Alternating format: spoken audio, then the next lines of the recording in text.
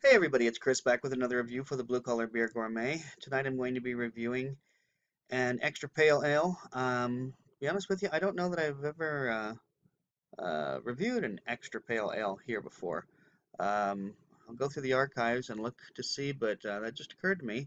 I don't think I've had an extra pale ale. But tonight's extra pale ale comes from Flying Fish.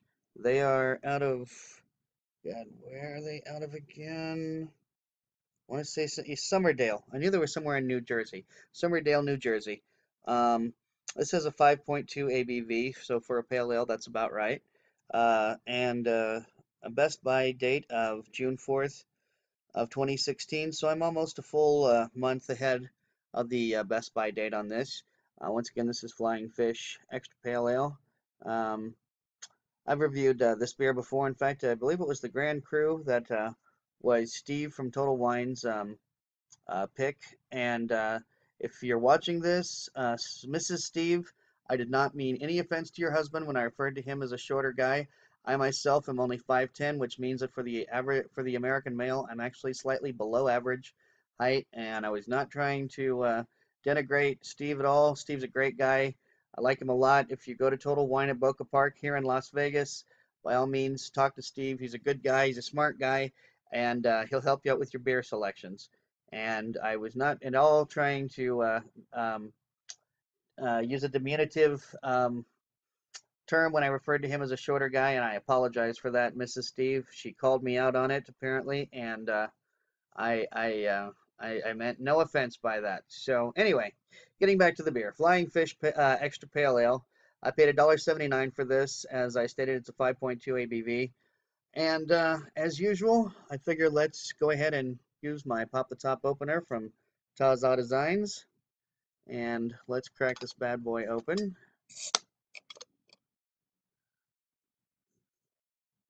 Head is rising, rising, rising. This was at the bottom of the fridge, so I was afraid that I might end up with a pour over. Uh, Glad to see I didn't. Or not sure what you call that when you pop the cap and the head actually comes up over the top of the bottle. This is pouring as very effervescent. Unless something changes very soon, I'm going to say this is high bubble, high carbonation. Um, and This is actually kind of hazy. Getting an alcohol smell right away off of this, which is kind of surprising with only a 5.2 ABV. Um, huh. There's, this is, I would call this golden. I'd call this a golden hazy with a high carbonation.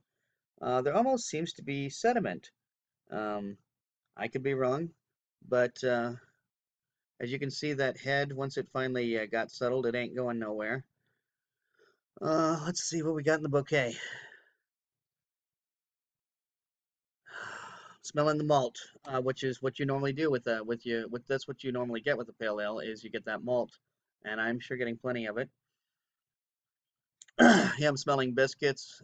Smelling actually I'm smelling honey biscuits. It's kind of funny. I smell maybe it's because I grew up in the middle of the country, but honey biscuits is exactly what I smell because I smell honey and I smell a biscuity.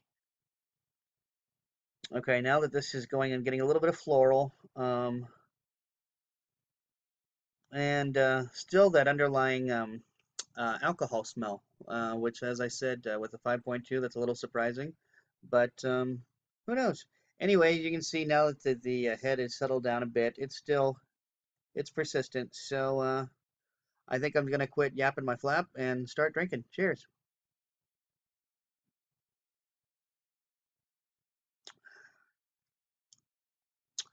That is a good beer, especially for $1.79. Hell, this might. Um, you know what? Actually, yeah, I think this is gonna have to be a special selection. I really do because this is a really good pale ale. This um, so far Sahara Pale Ale make is my favorite local pale ale that the PT's Brewing makes it, and it remains my favorite pale ale. Don't get me wrong, I love the pale ale at Tenaya Creek. I'm a Creek geek through and through. Hashtag the Creek Geeks LV. But PT's Pale Ale is my favorite local Pale Ale. This, I think, just became my favorite Pale Ale, period.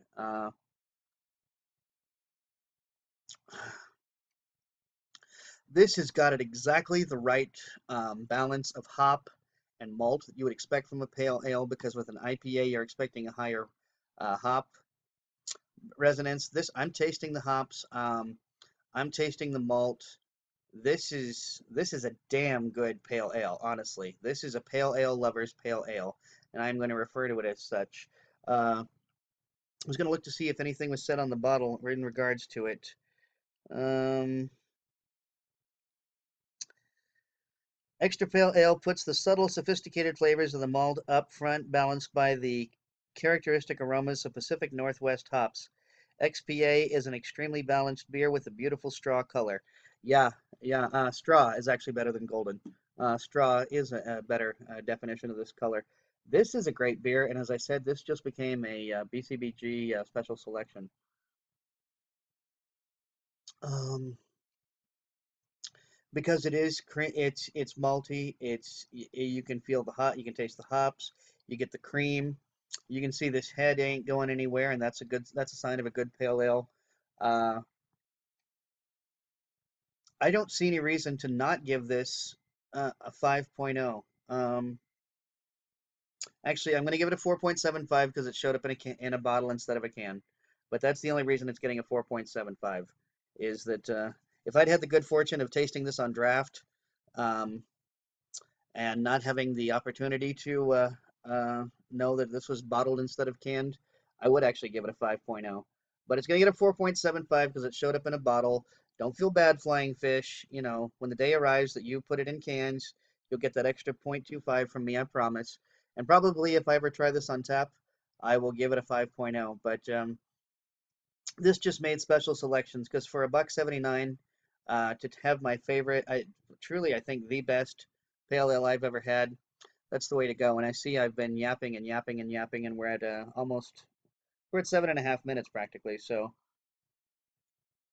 I'm gonna go ahead and I'm gonna drink my beer, and I'm gonna do my thing, and I'm gonna sign off to you, and I'm gonna tell you to drink good beer, don't break the bank doing it, and cheers.